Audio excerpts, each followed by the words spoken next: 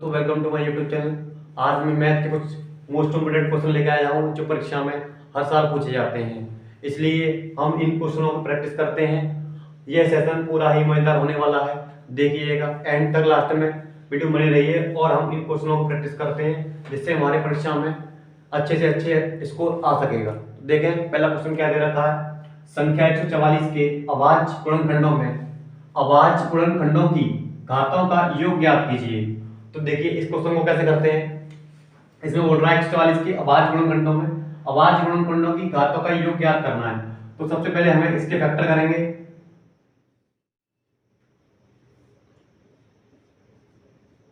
Factor कैसे करते हैं देखिएगा, 2 से करें 7 टाइम्स, ये 2 टाइम्स, 2 से आएगा ये 3 टाइम्स 6 टाइम्स, फिर 2 से 18 टाइम्स, फिर 2 से आएगा 9 टाइम्स, 9 3 से आएगा 3 3 1।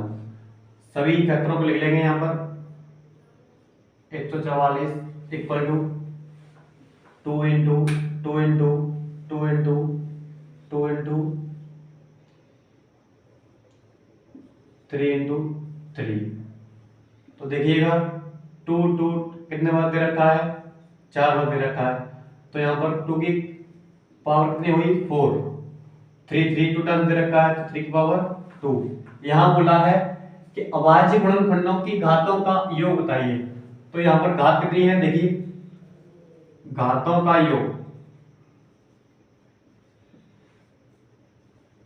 घातों का योग बोला है। क्या बोला है, घातों का योग।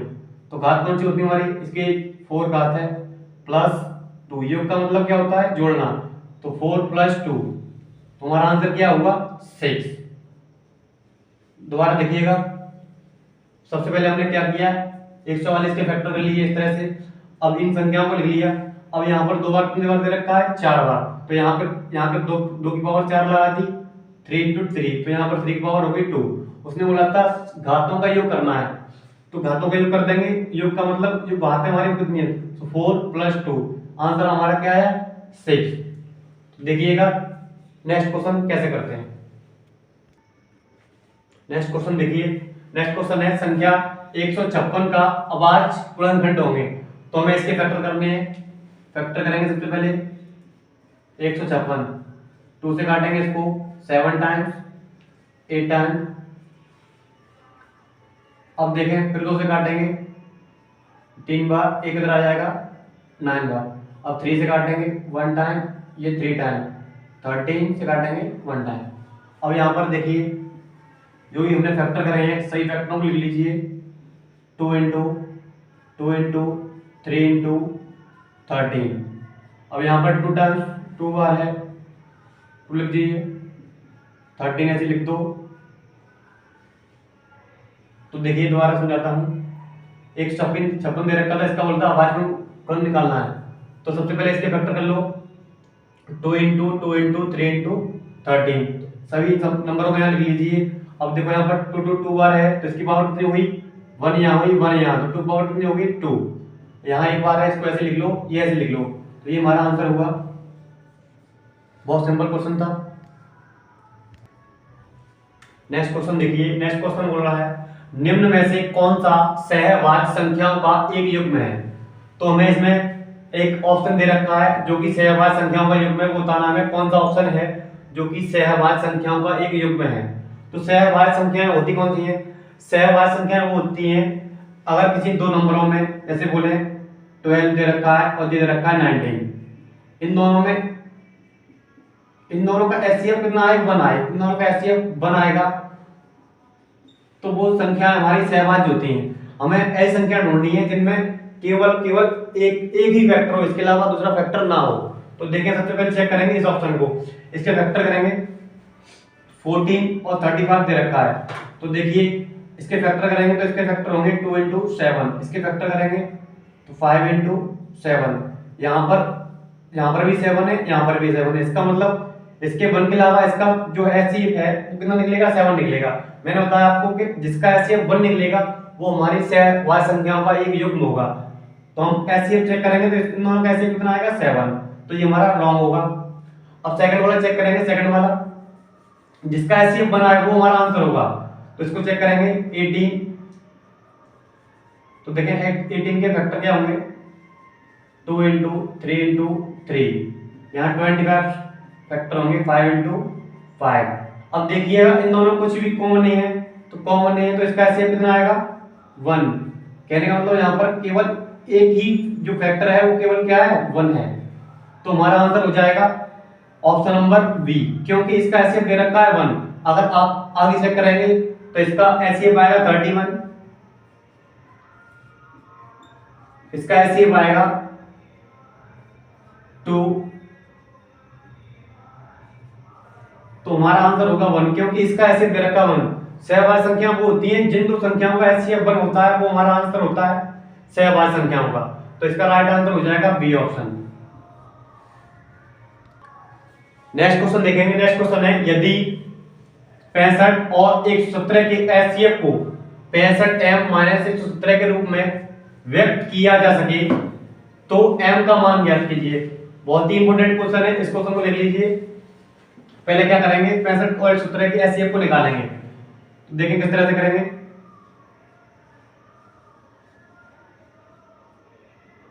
इसके फैक्टर कर लो पहले, 3 इंटू 5 इंटू, इसका होगा 5 इंटू 13। अब देखें 117 को कैसे लिखेंगे, इसके फैक्टर करेंगे 3 इंटू 3 इंटू 13। अब इसका एचसीएफ निकालेंगे। एचसीएफ कैसे निकालते हैं, जो हमारा कॉमन होगा, और दोनों में क्या कॉमन है, हमारा 13 कॉमन है। क्या कॉमन है 13, तो हमारा एचसीएफ कितना आएगा 13। इसका एचसीएफ निकालने के बाद अब हमें जो बोला कि 65m माइनस 117 के रूप में व्यक्त किया जाता है, तो यहाँ लिखेंगे 65 और 117 के का एचसीएफ ये हमें दे रखा है 65m माइनस 117। अब हमने इसका निकाला क्या है, इसका निकाला है 13, तो यहाँ लिख देंगे 13 65m माइनस 117। अब क्या करेंगे, ये माइनस का है तो इसको इधर लाइए पहले, ये माइनस का प्लस का हो जाएगा 65m। इसको जोड़ लेंगे, कितना हो जाएगा जी 130, यहां पर 65m। अब इसको इधर लिख लो और इसको इधर लिख लीजिए, तो 65m इक्वल टू कितना है 130। अब यहाँ पर m का मान निकालना है हमें, तो ये संख्या कहाँ आएगी, अपॉन में चली जाएगी, इससे इसमें डिवाइड देंगे कितने बार जाएगा 2 बार। तो यहाँ पर m का हमारा जो मान आया वो कितना आया 2। एक और बार देखिए, इसमें बोला था 65 और 117 के एचसीएफ को 65m माइनस 117 के रूप में व्यक्त किया जा सकता है, m का मान पाइए। तो हमने क्या किया, पहले दोनों का एचसीएफ निकाला। एचसीएफ निकालने के बाद हमें बोला इसके रूप में, तो इसका एचसीएफ इक्वल टू जो दे रखा है वो लिख लीजिए। एचसीएफ हमने क्या निकाला था 13, तो 13 लिख लिया बराबर में इसकी। अब इसको इधर लाएंगे, प्लस का हो जाएगा 130 65m। अब इसको इधर लिख लीजिए। अब ये संख्या कहाँ आएगी, अपॉन में 65 से इसको काट दो, कितना बार कटेगा 2। तो यहाँ पर m का मान आता है 2। बहुत बढ़िया क्वेश्चन था। नेक्स्ट क्वेश्चन देखिए, दिया है मासा 99,153 का नाश दे रखा है 9, तो बोल रहा है लासा ज्ञात कीजिए। तो एक फॉर्मूला होता है, उसे लिख लीजिए पहले।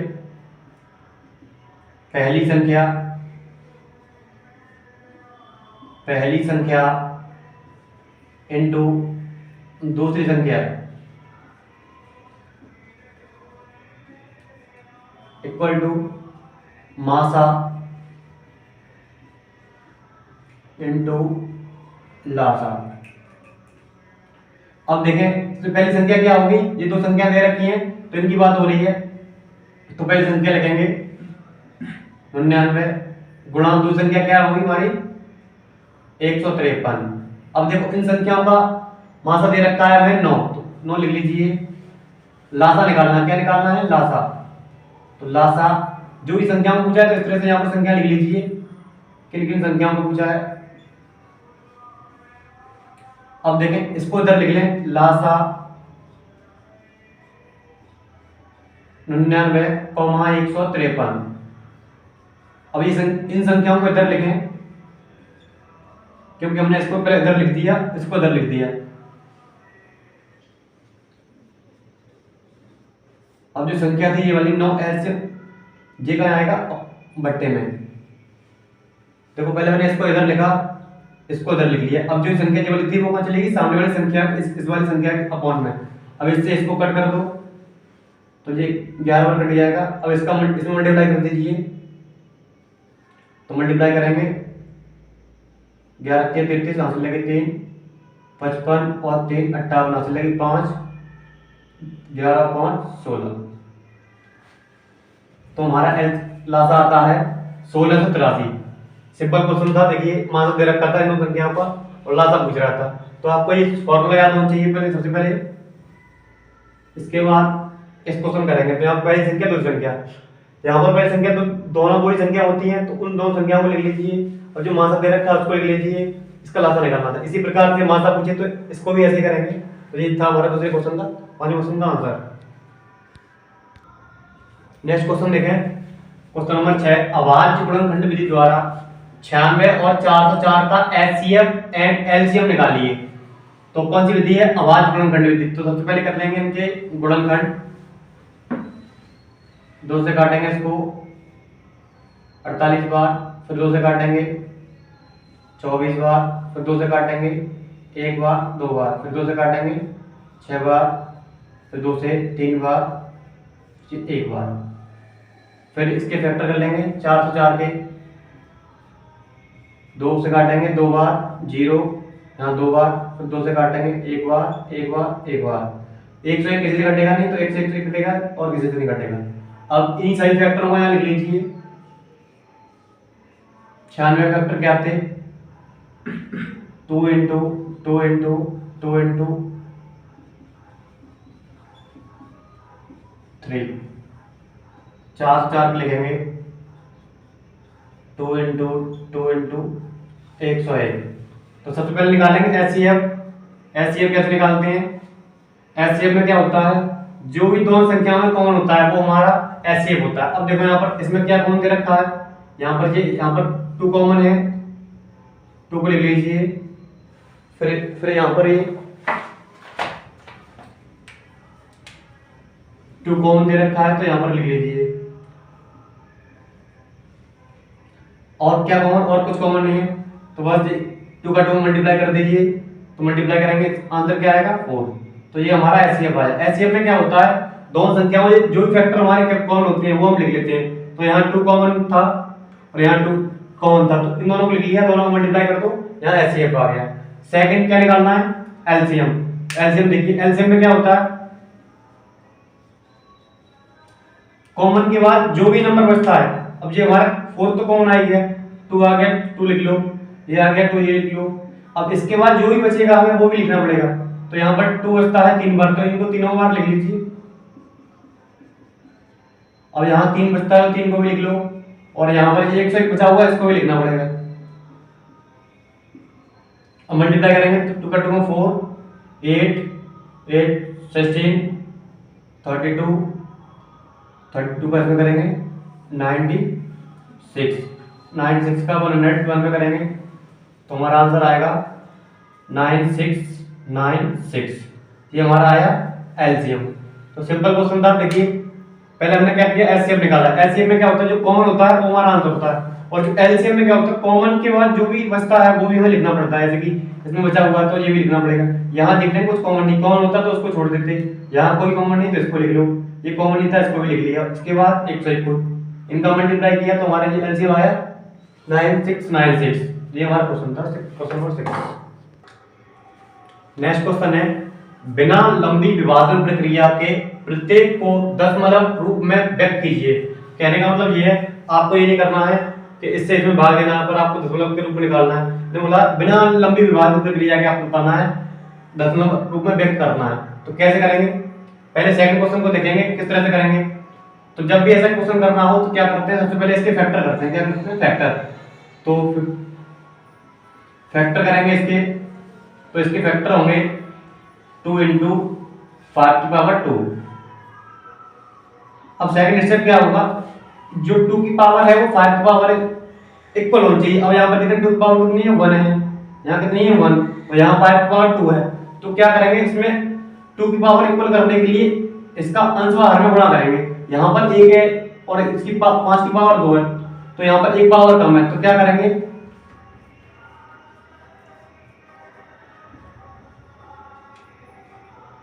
2 का अंश में मल्टीप्लाई करेंगे और 2 का ही हर में करेंगे। क्यों कर रहे हैं? क्योंकि हमें 5 की और 2 की पावर सेम चाहिए। अब देखिए इसका मल्टीप्लाई कर दिए तो 66। अब 2 की पावर कितनी होगी 2 और 5 की पावर 2।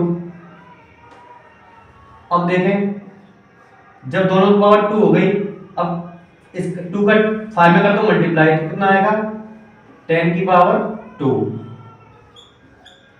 अब 10 की पावर 2 है तो इसका मतलब कितना होता है 100। अब देखिए हम जब भी यहाँ पर 100 आ गया, अब 100 का मतलब 2 जीरो है, तो आपको क्या करना है ऊपर वाली संख्या में 2 अंकों के बाद पॉइंट लगा देने हैं। तो देखिए और जब भी पॉइंट लगाना होगा आपको पीछे से काउंटिंग करनी होगी, 1 2 यहाँ पर लगा दीजिए पॉइंट और यहाँ 0। ये हमारा आंसर आ गया। क्या करना है आपको पीछे से करना है 1 2। क्यों 2 अंकों के बाद क्यों आए? क्योंकि यहाँ पर ये दे रखे हैं 2 जीरो, तो आपको 2 अंकों के बाद पॉइंट लगाना है 1 2 पॉइंट 0 आंसर आएगा।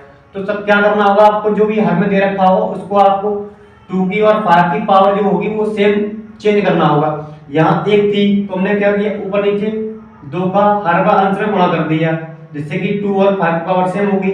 जब सेम हो जाएगी तो 2 का करेंगे 5 मल्टीप्लाई 10 की पावर 2 हो गई, इसका मतलब 100। अब 100 के बाद इसमें डायरेक्टली यहाँ पर कर दिया हमने 2 जीरो, तो 2 अंकों के बाद क्या लगा दिया पॉइंट।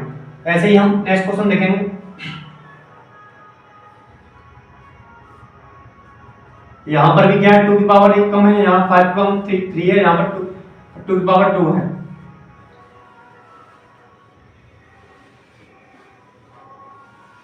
तो क्या करेंगे 2 की पावर 3 करने के लिए 2 का मल्टीप्लाई अंश में कर दीजिए, 2 का मल्टीप्लाई हर में कर दीजिए।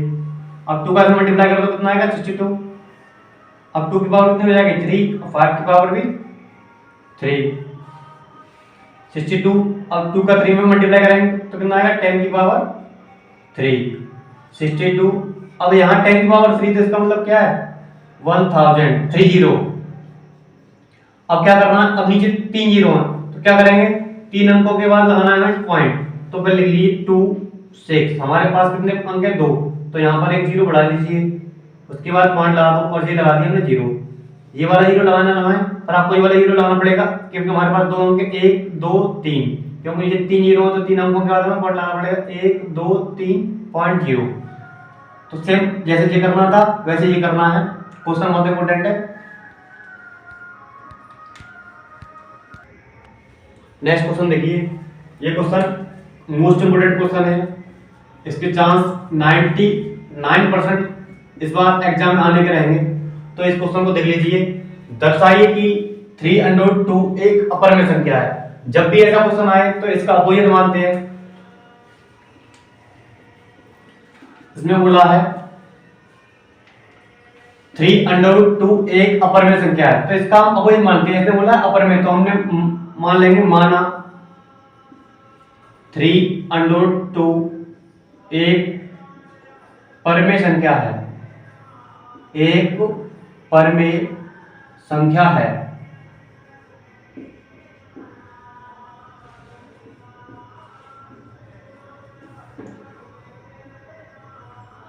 तब 3√2 इक्वल टू a/b, जहां b क्या है, जहां b a, b सह अभाज्य संख्याएं हैं, सह अभाज्य संख्याएं, सह अभाज्य संख्याएं, सह अभाज्य संख्या कौन सी होती है? बिना आपको बता चुका हूं, अर्थात जिनका एचसीएफ कितना होता है 1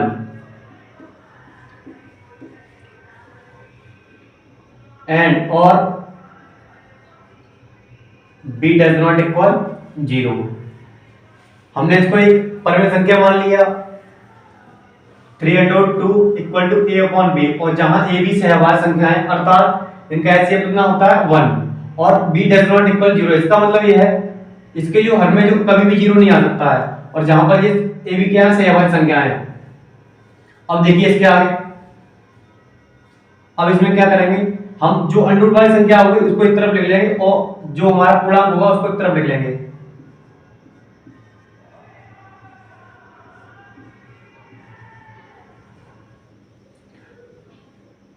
अब देखें यहां से, चूंकि ए कॉमा बी और 3 पूर्णांक है, क्या है, पूर्णांक है, इसलिए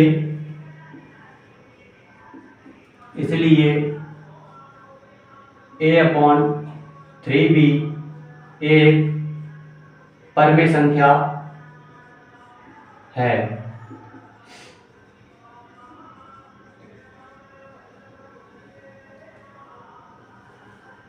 अर्थात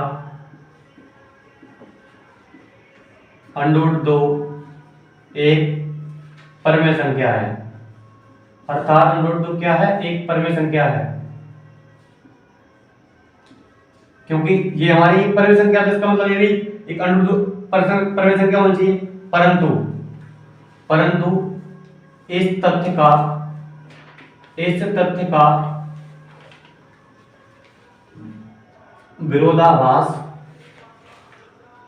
विरोधाभास प्राप्त होता है। क्या प्राप्त होता है, विरोधाभास प्राप्त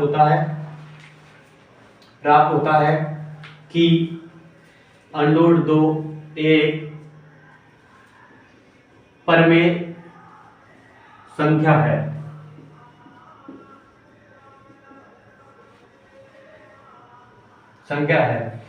यह विरोधाभास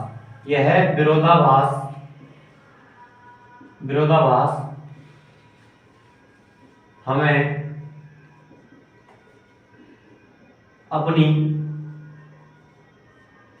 गलती के कारण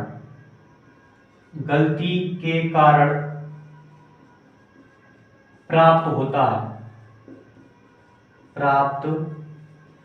है कि √2 3√2 एक परमेय संख्या है। अतः 3√2 एक अपरमेय संख्या है। देखो ये विरोधाभास यहाँ बोला है, अर्थात √2 एक परमेय संख्या है, परंतु इस तथ्य का विरोधाभास प्राप्त होता है कि √2 एक परमेय संख्या है। क्योंकि ये परमेय संख्या होगी तो ये भी परमेय संख्या होनी चाहिए, परंतु हमें इस तथ्य का विरोधाभास प्राप्त होता है कि √2 एक परमेय संख्या है। ये विरोधाभास हमें अपनी गलती के कारण प्राप्त होता है, क्योंकि ये संख्या क्या थी, अपरमेय, हमने इसको क्या माना, परमेय माना। इसको हमने परमेय मान के चेक किया कि ये परमेय है या नहीं है, परंतु यहाँ पर ये प्राप्त नहीं होता है। तो यह विरोधाभास हमें अपनी गलती के कारण प्राप्त होता है कि 3√2 एक परमेय संख्या है। अतः सिद्ध होता है कि 3√2 एक परमेय संख्या है। बहुत ही मोस्ट इंपोर्टेंट क्वेश्चन है। ये क्वेश्चन इस बार आने के चांस है 99% में, तो इस क्वेश्चन को पक्का कर लीजिए। तो आज के लिए इतना ही। यदि ये वीडियो आपको पसंद आई हो, यदि आप चैनल पर नए हो तो इस चैनल को सब्सक्राइब करें और शेयर करें, लाइक करें। Thank you.